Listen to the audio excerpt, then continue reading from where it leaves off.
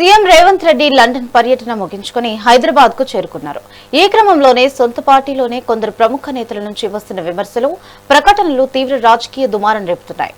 Munugode MLA Komatireddy Rajagopal Reddy, Jagtial senior నేత Jeevan Reddy, Thungathurthi MLA మందలా Samel, మాజీ మంత్రి చిన్నారెడ్డి, అలాగే మంత్రి కొండా సురేఖ కుమార్తె కొండా సుస్మితల వ్యాఖ్యలు పార్టీలో అంతర్గత కుమ్ములాటలను బట్టబయలు చేశాయి. కాంగ్రెస్ అధికారంలోకి వచ్చిన తర్వాత పార్టీలో సమన్వయ లోపం స్పష్టంగా కనిపిస్తోందని, ముఖ్యంగా సీనియర్లు, కొందరు నేతలు సీఎం రేవంత్ రెడ్డి శైలిని లేదా ప్రభుత్వ నిర్ణయాలను పరోక్షంగా, ప్రత్యక్షంగా తప్పుపట్టడం చర్చనీయాంశంగా మారింది. కొండా సురేఖ కుటుంబం లాంటి కీలక నేతల నుంచి వస్తున్న ప్రకటనలు పార్టీకి ఇబ్బందికరంగా మారాయి. ఇది కేవలం మంత్రివర్గంలో లేదా జిల్లాల్లో ఆధిపత్య పోరు మాత్రమే కాకుండా అధిష్టాన స్థాయి వరకు పాకినట్లు చర్చ జరుగుతోంది. ఇక సీఎం నిర్ణయంపై సర్వత్రా ఉత్కంఠ నెలకొంది.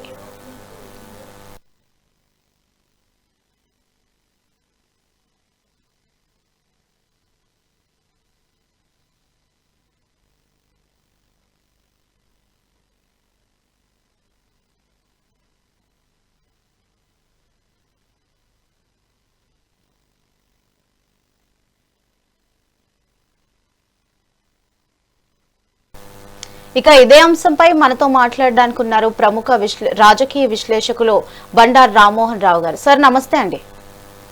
నమస్తే, చెప్పండి సార్. అయితే విదేశీ పర్యటన ముగించుకుని వచ్చిన సీఎం రేవంత్ రెడ్డి ఈ పరిణామాలపై అసలు ఎలా స్పందిస్తారని అనుకుంటున్నారు? మీకు అట్లాగే మెగానే ప్రేక్షకులకు నమస్కారం.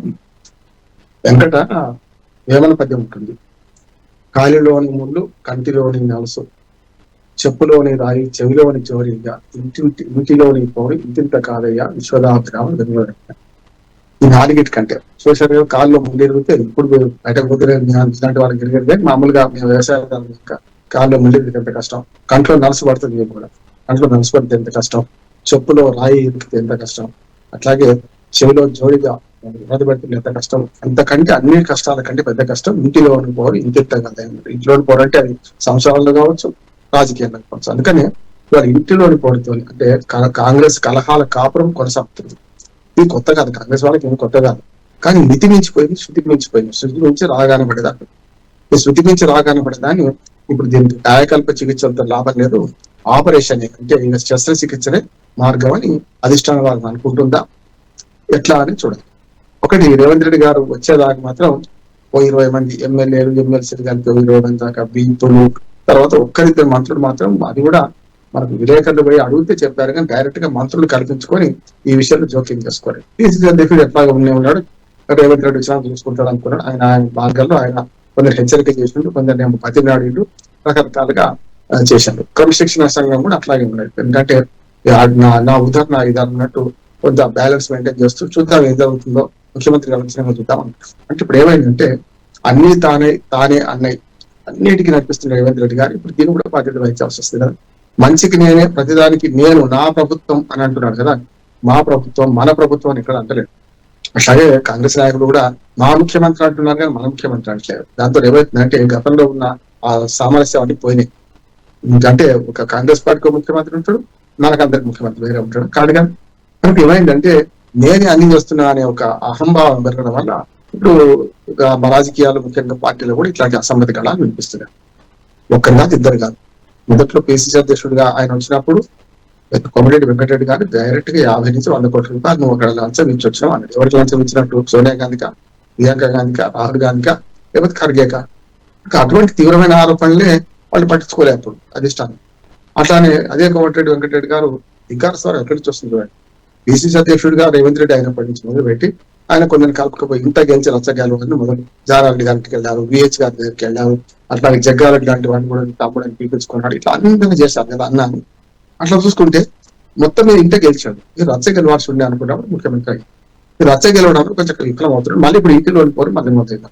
రచ్చ గెలిచారు కానీ ఇప్పుడు ఇంటిలోని పోరు ఎక్కువైంది. ఉదాహరణకు అదే కోమటిరెడ్డి వెంకటరెడ్డి గారు అమెరికాలో ఉండి ఎన్నికల కన్నా ముందు 2023 అసెంబ్లీ ఎన్నికల కన్నా ముందు అదేదో బీజేపీకి చేరిన రాజగోపాల్ రెడ్డి తన తమ్ముడికి ఓటేయమని డైరెక్ట్ గా బాహాటంగా ఫోన్ల ద్వారా చెప్పిన సందర్భం చూసినారు. అప్పుడు ఆయన మీద చర్య తీసుకోలేదు. ఇప్పుడు ముగ్గురు 3-4 అంటే ఆదిలాబాద్ నుంచి మహబూబ్ నగర్ వరకు, ఇటు నల్గొండ నుంచి నిజామాబాద్ వరకు అసెంబ్లీ కళాలు వినిపిస్తున్నాయి, చూస్తున్నాం మనం. ఆదిలాబాద్ లో ప్రేమ్ సాగర్ రావు అట్లాగే వాళ్ళకు కూడా నడుస్తూనే ఉంది. వివేక్ మంత్రి పదవి ఇచ్చారు, నాకెందుకు ఇవ్వలేదు సమస్య. ఇటుపక్క మహబూబ్నగర్ జిల్లాలో కూడా అదే ఆధిపత్య పౌరులు. ఇప్పుడు ఉదాహరణకు చిన్నారెడ్డి గారి వ్యాఖ్యలు చూసినాం మనం. సీనియర్ నాయకుడు 7 సార్లు పోటీ చేసి 4 సార్లు గెలిచిన వాడు. ఆయన పరిస్థితి కూడా 9 సార్లు పోటీ చేసి 5 సార్లు గెలిచిన వాడు. ఆయన పరిస్థితి అట్లాగే ఉందని. అట్లాగే మరి జీవన్ రెడ్డి బాట దొరుకుతానేమో అనే ఒక మాట కూడా అన్నాడు. అట్లానే ఇటు పక్కన నల్గొండ జిల్లా రాజకీయాలు చూస్తున్నాం. కోమటిరెడ్డి రాజగోపాల్ రెడ్డి గారు తిరగబడి ఏది మాట్లాడాలో అవన్నీ మాట్లాడేసేసాడు, చూసినాం. అంటే డబ్బులు సంపాదించుకుంటున్నారు రాజకీయ నాయకులు అని పరోక్షంగా ప్రత్యక్షంగా డైరెక్ట్ గా ముఖ్యమంత్రిని పొంగులేటి శ్రీనివాసరెడ్డి పేర్లు పెట్టకుండా అన్నాడు. అట్లానే ఇటు కొండ సురేఖ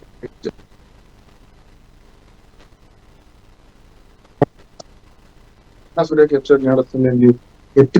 పెద్ద ఎత్తున ఇవాళ ఆమె బిడ్డ రివర్స్ చేసింది. నాకు కొద్దిగా ఏం సంబంధం లేదని ఒక మాట ఖండిస్తే అప్పుడే అయిపోయింది. దాన్ని ఎండాన్స్ చేయకుండా సరే మౌనం అర్ధాంగీకారం అంటారు కదా, అట్లా ఊరుకోవడం వల్ల ఆమె దాకా వచ్చింది.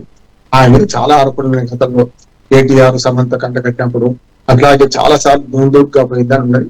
అప్పుడెప్పుడు వేటుపడాల్సి పడలేదు.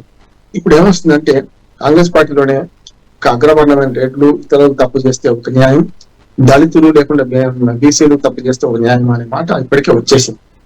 అద్దెకి దాఖల విషయంలో ఆయన రాజగోపాల్ రెడ్డి గారిని వెంకటరెడ్డి గారిని విమర్శిస్తూ ఆయన టికెట్ రాకుండా చేసినాన్ని వాళ్ళు చెప్పుకోవడం, ఆ తర్వాత మందులో సామ్యాలకి ఇస్తే ఆయన కూడా తిరగబడ్డారు చూస్తున్నాగా.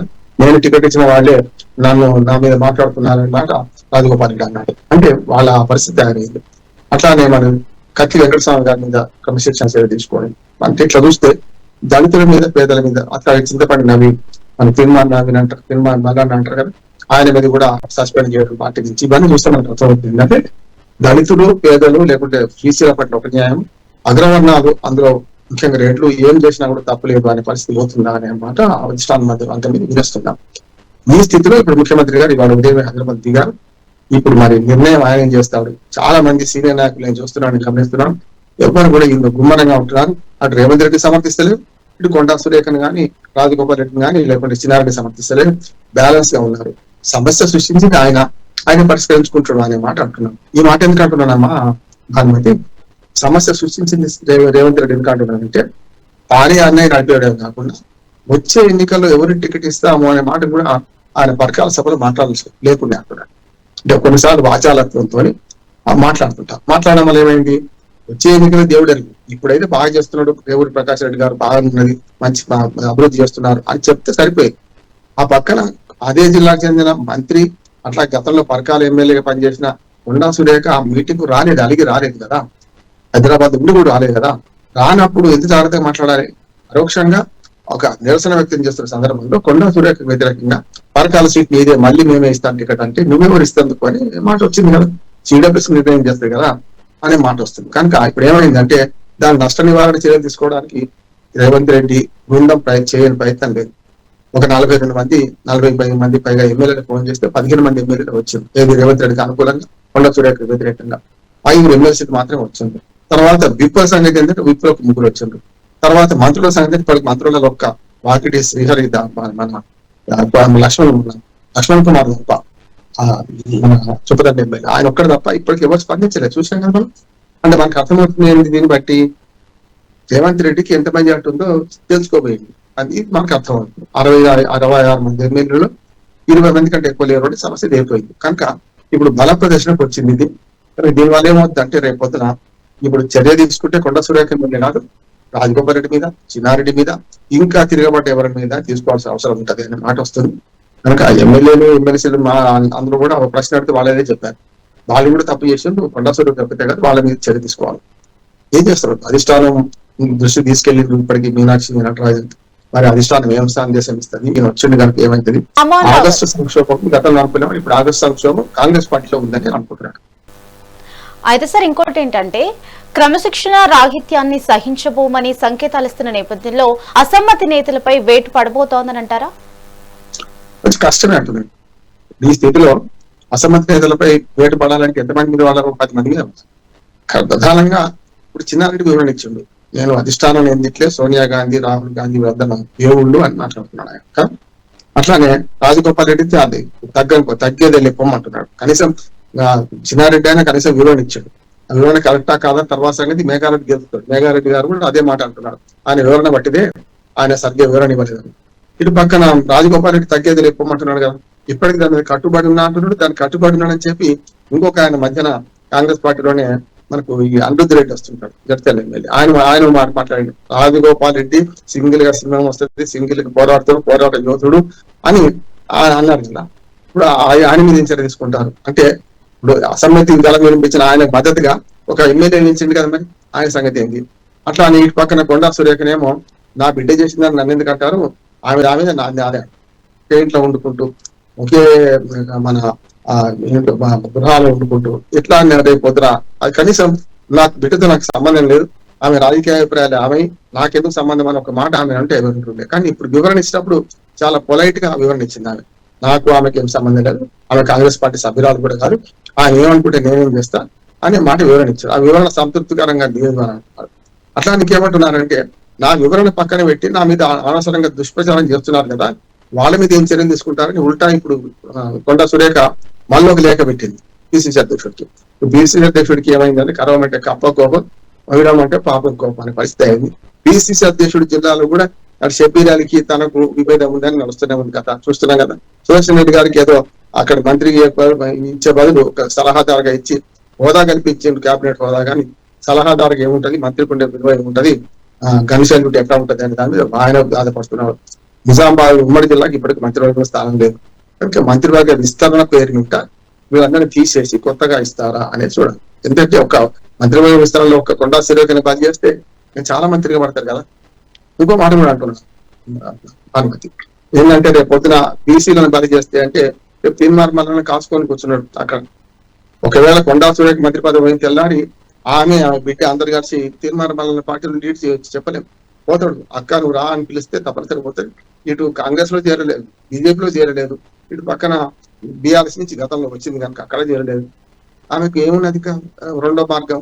అందుకని ఏ పార్టీలో ఉంటే ఆ పార్టీలో తిట్టిన సందర్భం ఉంది కనుక ఇప్పుడు మూడో పార్టీ, మూడు కాక నాలుగో పార్టీగా ఈ మనకు దీనిలో పోవచ్చు అని అనుకుంటున్నాను. ఇంకొక అవకాశం కూడా ఉంది, అది ఎంతవరకు ఒకే ఊరలో రెండు కథలు ఇముడతాయా లేవా అని కవిత పార్టీలోకి పోతామని కొందరు అంటున్నారు. కానీ పోకపోవచ్చు అంటున్నారు, ఎందుకంటే అటు కవితని అంటేనే ఇటు పక్క ఈమెని అంటేనే కనుక రెండు ప్లస్ మైనస్ అవుతాయి కనుక మరి కష్టం అవుతుంది. కనుక తీర్మార్ మండలం లాంటి బీసీ పార్టీని నిర్మిద్దాం, రెడ్ల ఓట్లు మాకు అవసరం లేదు అన్న పార్టీలకు పోతుందా చూడాలి. ఓకే సార్, అదే విధంగా ఒకవేళ పార్టీలో అసమ్మతి గలం వినిపిస్తున్న సీనియర్లు లేదా కీలక నేతలపై వేటు వేయడం వల్ల పార్టీలో తిరుగుబాట్లు తగ్గుతాయా, లేకపోతే మరింత నష్టం జరిగే ఛాన్స్ ఉందని అంటారా? అది ఇప్పుడే చెప్పలేదు, ఎందుకంటే సంధికాలంలో సమస్యలు ఉంటాయి కనుక ఎవరిని మనం బహిష్కరిస్తారు అనే దాన్ని బట్టి ఉంటుంది పరిణామం. నేను చెప్పాను కదా, కొండా సురేఖ ఒక్కదాన్ని బలి చేస్తే బీసీ సంఘాలని ఏకమైంది. అవినీతి పరుడాలా కాదా, పార్టీకి వ్యతిరేకంగా మాట్లాడిందా, వివాదాస్పద రాలా, ఇవన్నీ పోతాయి. మేము రెడ్ల సంగతి ఏంటి, మా బీసీల సంగతి ఏంటి, మేమే దొరికామా అనే మాట అన్ని బీసీ సంఘాలు ముందర తీసుకొస్తాయి. అన్ని పార్టీలో బీసీ సంఘాలు ముందరకు వస్తాయి. కాకపోతే అధికార పార్టీ కాంగ్రెస్ నుంచి కొంత తక్కువ మంది వస్తున్నారు, కానీ మిగతా అన్ని పార్టీలు అయితే వ్యతిరేకిస్తే కదా. దీన్ని అన్ని పార్టీలు సన్యాసుల మాటలు కావు కదమ్మా. ఇటు బీజేపీ కానీ బీఆర్ఎస్ కానీ దీన్ని ఉపయోగించే ప్రయత్నం చేస్తాయి, కొండా సురేఖ సానుభూతి వ్యక్తం చేస్తాయి. కానీ కొండా సురేఖ వల్ల ఈ పార్టీలనే బాధపడ్డాయి కదా. ఒకనాడు అనరాని మాటలు అనుకుంటూ కాంగ్రెస్ నాయకులు తిట్టింది అంతకుముందు ఆమె. మళ్ళీ బీఆర్ఎస్ చేరినాక బీఆర్ఎస్ నుంచి విడిపోయాక బీఆర్ఎస్ నాయకులు కేసీఆర్ తో సహా ఇష్టమైన భూతి పదాలు వాడింది. అట్లాగే ఒక్క జగన్మోహన్ రెడ్డి గారి గురించి వ్యతిరేకంగా మాట్లాడుకుంటుంది. ఎందుకంటే ఆయన పార్టీ నుంచి కూడా ఒకసారి పోటీ చేసింది ఉప ఎన్నికలు 2012లో పరకాల ఉప ఎన్నికలు పోటీ చేసింది. ఈ మిగతా బీజేపీని విడిచిపెట్టే కదా. బీజేపీ కాంగ్రెస్ బీఆర్ఎస్ పని అయిపోయింది, అందరినీ విమర్శించింది అడ్డగోలుతో. కనుక ఇప్పుడు ఆ పార్టీలో ఎవరిమైనా అప్పుడేమో సంతోషపడ్డది. ఇప్పుడు కాంగ్రెస్ తిరిగితే బీఆర్ఎస్ సంతోషపడ్డది, బీఆర్ఎస్ తిరిగితే కాంగ్రెస్ సంతోషపడ్డది, బీజేపీని తిరిగితే వీళ్ళిద్దరు సంతోషపడ్డారు. చూసినాం కదా మనం.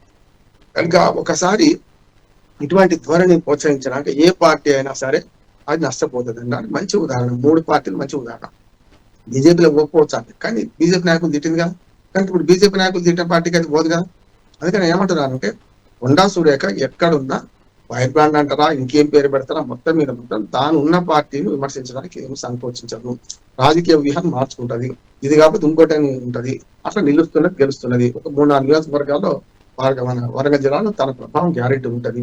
అది ఎందుకుంటది అంటే, నేను పరకాల ప్రాంతంలో చీఫ్ ఎలక్షన్ ఏజెంట్ గా కొన్ని పార్టీల వాడు పనిచేశాను కనుక అది అడ్వకేట్ గా చీఫ్ ఎలక్షన్ ఏజెంట్ అంటే అన్ని వ్యవహారాలు ఎలక్షన్ కమిషన్ వ్యవహారాలు చూసుకుంటాను కనుక అడ్వకేట్ గా పనిచేశాను కనుక అక్కడ పరిస్థితి నాకు తెలుసు. పరకాల నియోజకవర్గం అంతకుముందు సాయంపేట ఉండే, పరకాల అటు పక్కన భూపాలపల్లి వైపు ఎక్కువ ఉండే, సాయంపేట పోయి మన 2009లో పరకాల అయింది.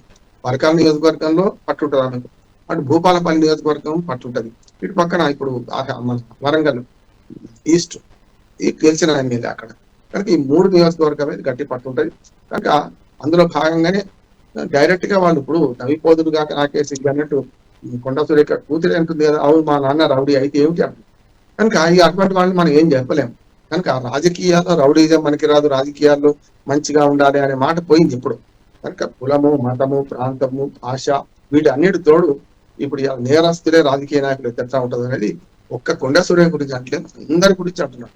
ఇవాళ నేరమే సామ్రాజ్యం వెళ్తుంది, నేర సామ్రాజ్యమే ఇవాళ రాజకీయాలు వెళ్తుంది కనుక ఇదే తమదాకా వస్తే ఇప్పుడు బాధైంది. ఇదే మాట ఎదుటి వాళ్ళని తిట్టినప్పుడు వాళ్ళు కనుక గట్టిగా ఖండించుంటే ఈ సమస్య కాంగ్రెస్ పార్టీకి రాకపోయింది. ఓకే సార్, అదే విధంగా వరుసగా సొంత నేతల నుంచే విమర్శలు వస్తున్నప్పటికీ ఢిల్లీ పెద్దలు వెంటనే స్పందించకపోవడానికి అసలు కారణం ఏంటంటారు? అదే విధంగా ఇది రాష్ట్ర నాయకత్వ బలహీనతగా మారబోతోందా అని అంటే ఏం చెప్తారు సార్? రాష్ట్ర నాయకత్వ బలహీనత కాదు, కేంద్ర నాయకత్వ బలహీనత. ఎందుకంటే రాక అధికారంలోకి వచ్చింది 10 ఏళ్ళు. తెలంగాణ ఇచ్చిన తర్వాత కూడా ఇచ్చిన పార్టీ ఓడిపోయింది, తెచ్చిన పార్టీ గెలిచింది. 10 ఏళ్ళు, సుమారు 9.5 ఏళ్ళు 10 ఏళ్ళు వాళ్ళ అధికారంలో ఉన్నారు. మంచి చోట ప్రజలు తీర్పు ఇచ్చారు, దాన్ని గమనించుకొని దాన్ని నిలబెట్టుకునే పరిస్థితి లేకుండా చాలా తప్పుదారి పోతుంది ప్రభుత్వం. చాలా దుర్మార్గంగా ఇచ్చిన హామీలు ఎటుపోయినాయి, బుల్డోజ్ చేసుకుంటూ ఏది పడితే మాట్లాడుతున్నారు. పాత ప్రభుత్వాన్ని 2.5 ఏళ్ళు 3 ఏళ్ళు అవుతున్నా కూడా ఇంకా పాత ప్రభుత్వాన్ని తిట్టడం, పాత నాయకులు తిట్టడం చేసుకుంటూ వాళ్ళు బుల్డోజ్ చేసుకుంటూ పోతారు. ప్రజలకు చాలా వ్యతిరేకత ఉంది. ఈ స్థితిలో ఇప్పుడు ఈ అంతర్గత పరిణామాలు కూడా చాలా పెద్ద ఎత్తున వస్తాయి. కానీ కాంగ్రెస్ అధిష్టాన వర్గం ఏం చెప్తాను నా ప్రశ్న. కొన్ని గతంలో ఉన్నట్టు ఇన్ఛార్జీలు అటువంటి వాళ్ళందరూ కూడా కొంత వాళ్ళు ఏమన్నా అనుకూలంగా ఉండే ఈ ప్రభుత్వానికంటే ఇన్ఛార్జ్ గా ఉన్న మీనాక్షి నటరాజన్ అయితే స్పష్టంగా అన్ని విషయాలు నివేదిస్తున్నాయి. అధిష్టాన వర్గం ఎందుకు చర్య తీసుకుంటలేదు అంటే 2 అంటున్నారు. ప్రతిపక్షాలు ఆరోపిస్తున్నాయి, నేను ఆరోపిస్తున్నాను. ప్రతిపక్షాలు ఏమంటే అంటే రేవంత్ రెడ్డిని మార్చడం కుదరదు. ఎందుకు కుదరదు అంటే ఇక్కడ మాటలు చెప్తున్నాడు, అక్కడ మూటలు మోస్తున్నాడు అనే మాట వాళ్ళు అంటున్నారు. నేను అనుకుంటున్నాను అంటే ఇక్కడ మాటలు చెప్తే అందరినీ మభ్య పెడుతున్నాడు, రాహుల్ గాంధీకి కాంగ్రెస్ పార్టీకి మూటలు మోస్తున్నాడు కనుక మూటలు మోసిన రోజులు ఆయన ఏమన్నారు అనే మాట వస్తుంది. ఒకటి. ఇంకోటి, తెలంగాణ రాజకీయాల్లో రెడ్డి వర్గం కొంత ఆధిపత్య ధోరణి ఉంటుంది కనుక రెడ్డిని మార్చి బీసీ నుంచి ఎవరిని పెడితే అప్పుడు కష్టమేమో అనే మాట. రెడ్డిని మార్చి ఇంకో రెడ్డిని పెడితే మాకు పోటీ ఎక్కువ ఉన్నది. మంత్రివర్గంలో 2 స్థానాలు ఖాళీగా ఉంటేనే ఆ 2 స్థానాలు ఎవరు నింపాలని తలలు బద్దలు కొట్టుకుంటున్నారు కదా. అటువంటి అప్పుడు ముఖ్యమంత్రిని మారిస్తే ఎవరు చేయాలి అనే సమస్య కూడా వస్తుంది కనుక ఇక్కడ పోటీ కూడా లేదు. నేను ముఖ్యమంత్రిని అవుతా అని ఒక మాట పైకి చాలాసార్లు అన్నారు చాలా మంది, కానీ నిజమైన పోటీ ఉన్నదా అంటే కాంగ్రెస్ పార్టీ అరువు తెచ్చుకున్న నాయకుడైన రేవంత్ రెడ్డి దిక్కాడు కానీ కాంగ్రెస్ పార్టీలో ఒరిజినల్ గా ఉంటున్న ఎవరు కాలే కదా. అందుకనే కొండా సురేఖ కూతురు అదే మాట్లాడింది, అచ్చ పార్టీ పచ్చ పార్టీ. అచ్చ పార్టీ ఆమెది కూడా కాదు, కొండా సురేఖ కూడా అచ్చ పార్టీ ఎందుకైతే పార్టీలు మారి వచ్చింది కనుక అచ్చ పార్టీ పచ్చ పార్టీ అంటే ఇప్పుడు రేవంత్ రెడ్డి గారు తెలుగుదేశం నుంచి వచ్చింది కనుక తెలుగుదేశం మూలాలున్న వ్యక్తులు ఎక్కువ మంది ఇందులో ఇప్పుడు ఎత్తన వహిస్తున్నారు. అసలు కాంగ్రెస్ అంటే జానారెడ్డి కూడా కాదు. అసలు కాంగ్రెస్ జానారెడ్డి తెలుగుదేశం నుంచి వచ్చింది.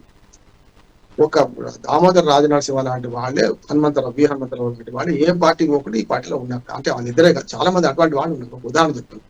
అటువంటి వాళ్ళకి విలువ ఎక్కడిది ఉన్నది?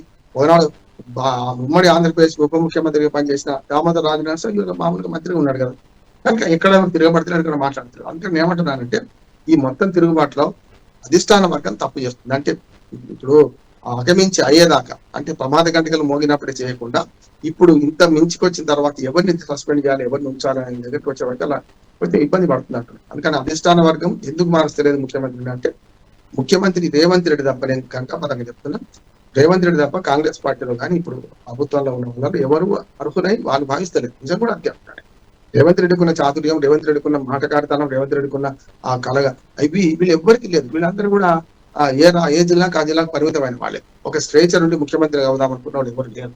పోరాడి వచ్చాడు. ఒక రకంగా చెప్పాలంటే శకునం చెప్పే బండి కుర్తిలో పడ్డాడు. కేసీఆర్ గారిని కూడా తిట్టి కేసీఆర్ గారిని మించి మాట్లాడి ఇప్పుడు ఈ స్థితికి వచ్చాడు, ఈ స్థాయికి వచ్చాడు. కనుక ఇప్పుడు ఏంటంటే రేవంత్ రెడ్డి మారిస్తే వాట్ నెక్స్ట్ అక్కడ అదొక సమస్య. రెండవది, ఇప్పుడు అధికారంలో ఉన్న ఒక పార్టీ ఉన్నాయే 4 రాష్ట్రాలలో. కేరళ మొన్న వచ్చింది అధికారంలో, హిమాచల్ ప్రదేశ్ చిన్న రాష్ట్రం, కర్ణాటకను తెలంగాణ ఉంది. కర్ణాటకలో మొన్ననే ముఖ్యమంత్రిని మార్చారు. ఇప్పుడు ముఖ్యమంత్రిని మారిస్తే గతంలో కేసీఆర్ అన్నాడు కదా, ఒకటో కృష్ణుడు, రెండో కృష్ణుడు, మూడో కృష్ణుడు, ముగ్గురు ముఖ్యమంత్రులు మారుతారు 5 ఏళ్ళు అన్నారు. కనుక 2.5 అవుతుంది. రెండో కృష్ణుడు వచ్చిందంటే బీఆర్ఎస్ వాళ్ళ మాట కరెక్ట్ అవుతుంది కదా. ఇప్పటికే ఢిల్లీ ప్రయాణం చేస్తున్నారు, ఢిల్లీకి 75 సార్లు పోయి వచ్చారు, 75 కోట్ల రూపాయలు తెచ్చుకొచ్చిండ్రా ఇక్కడికి అనే మాట వస్తుంది. కనుక అధిష్టానం వర్గం చాలా జాగ్రత్తగా ఆలోచన చేస్తుంది. రేవంత్ రెడ్డి పక్క తొలగిస్తే ఎవరిని పెడతాం అంటే ఆల్టర్నేట్ లేదు. రెండోది రేవంత్ రెడ్డిని కొనసాగిద్దామంటే దాదాపు 10 మందిని విడిచిపెట్టుకోవాలి. రేవంత్ రెడ్డి గట్టిగా ఉన్నవాడు, అందుకని వీళ్ళందరినీ విడిచిపెట్టుకోవాలంటే ఇప్పుడు అధిష్టాన వర్గమే వీక్ అయింది. మరి ఇక్కడ రాష్ట్ర నాయకత్వం కంటే అధిష్టాన వర్గమే ఎవరి మీద చర్యలు తీసుకోవాలి. ఇంకా ఎమ్మెల్యేల స్థాయి, ఎంపీల స్థాయి తిరగబడుతుంటే చర్య తీసుకున్న బాధ్యత ఎవరిది? అధిష్టాన వర్గం. అదే తప్పు చేస్తుంది నేను. ఓకే సార్, అదే విధంగా ఈ అసంతృప్తినంతా కేవలం పదవులు, రాజకీయ ప్రాధాన్యత దక్కలేదు అన్న అసహనంగా చూడాలనా, లేక ప్రభుత్వ పాలనలో తమను సంప్రదించడం లేదన్న సుదీర్ఘ క్షోభగా భావించాలా? రెండోదే కరెక్ట్ అమ్మా. మొదటిది ఉంది కాదంటలేదు. మొదటిది ఒక్కొక్క వ్యక్తికి ఒక్కొక్క కారణం, ఎవరి బాధ వాళ్ళది కదా. ప్రపంచం బాధ అంతా నాదే బాధ అని శ్రీశ్రీ గారు అనుకుంటారట. నా బాధ అంతా ప్రపంచం బాధ అని కవిత్వంలో చెప్పారు దేవుని పరీక్ష శాస్త్రి. అంటే తన బాధ అంతా ప్రపంచ బాధ అని ఆ కవితలో.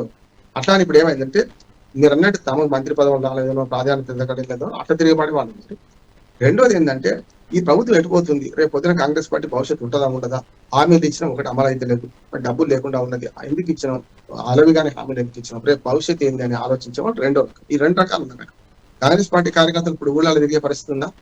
మీరు హామీలు ఇచ్చిన ఏంది, మాకు అమలు చేసింది ఏంది, 25,000 రూపాయలు మహిళలకు ఇచ్చిండ్రా, స్కూటీలు ఇచ్చిండ్రా, కళ్యాణ లక్ష్మి బంగారం ఇచ్చిండ్రా, అట్లాగే రైతు బంధు, రైతు భరోసా ఇచ్చిండ్రా, ఇట్లా అన్ని 36 సమస్యలు ఉన్నాయి కదా. ఒక బస్సు ప్రయాణం తప్ప మధ్యలో మహిళలకు ఉచిత బస్సు ప్రయాణం, 200 యూనిట్ల కరెంటు, ఇవి తప్ప రుణం రుణమాఫీ తప్ప ఏమున్నది, బీసీలకు ఇచ్చిన రిజర్వేషన్ 42% మంది అది అమలు చేసిండ్రా అని అన్ని వస్తున్నాయి కదా. కానీ కాంగ్రెస్ కార్యకర్తలు కింది పోయే పరిస్థితి లేదు, ఎమ్మెల్యేలు చెప్పుకోలేని పరిస్థితి ఉంది, కడుపు చించుకుంటే కాళ్ళ మీద పడుతుంది. కనుక వీళ్ళందరూ తిరుగుబాటు చేస్తే ఈ తిరుగుబాటులో మీరు అన్నారు మొదటి కారణమేమో ప్రభుత్వ పనితీరులో ప్రభుత్వంలో మమ్మల్ని ఇన్వాల్వ్ చేయలేదని కొందరు ఉంటే, కొందరేమో తమ పదవుల కోసం. రాజగోపాల్ రెడ్డి గారు మంత్రి పదవి ఇస్తే నోరు పూసుకుంటాడు, సమస్య లేదు. రాజగోపాల్ రెడ్డి గారు పదవుల కోసం పెదవులు పూసుకుంటాడు గ్యారెంటీ, కనుక ఆయనకు మంత్రి పదవి రాలేదు. చిన్నారెడ్డి గారేమో నాకు తగిన ప్రాధాన్యత మా మేఘారెడ్డి ఇస్తలేడు ఇప్పుడు ఎమ్మెల్యే అని ఆయన ప్రాధాన్యత. కొండా సురేఖది ఆత్మగౌరవ పోరాటం అని ఆమెంటది. కాదు నువ్వు చాలా దుందుడుగా పోతున్నావు, చాలా దుర్మార్గంగా పోతున్నావు, దానివల్ల వస్తున్న సమస్య నీకు నువ్వే తెచ్చుకుంటున్నావు కానీ నీకు సమస్య ఎక్కడదని వీళ్ళు అంటున్నారు. కానీ ఆమె కొన్ని ప్రశ్నలు వేసింది.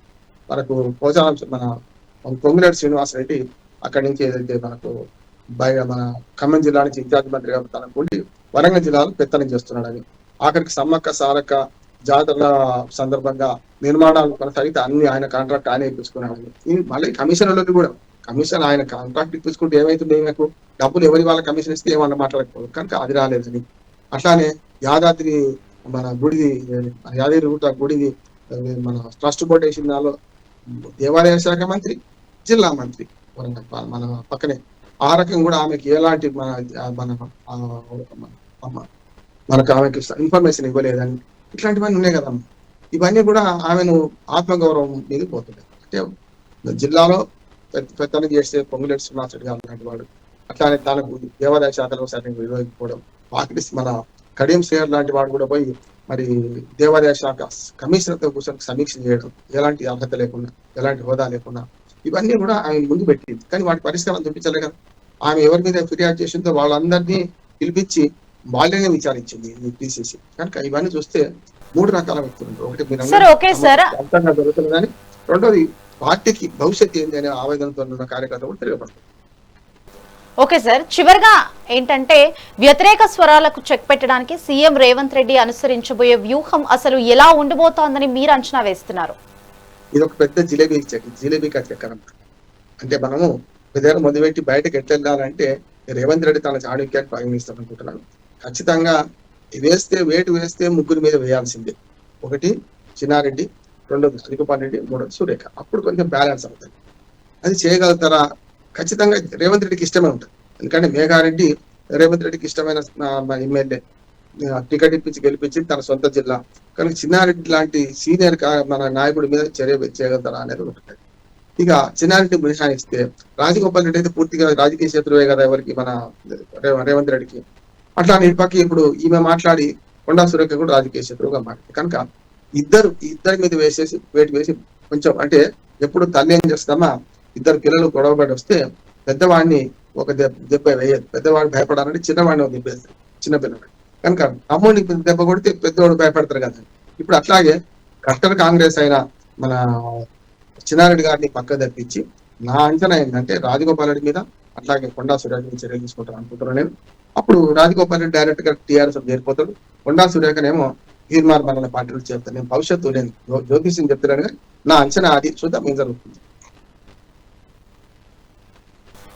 థ్యాంక్ యూ సార్, చక్కటి విశ్లేషణ అందించారు. Thank you so much.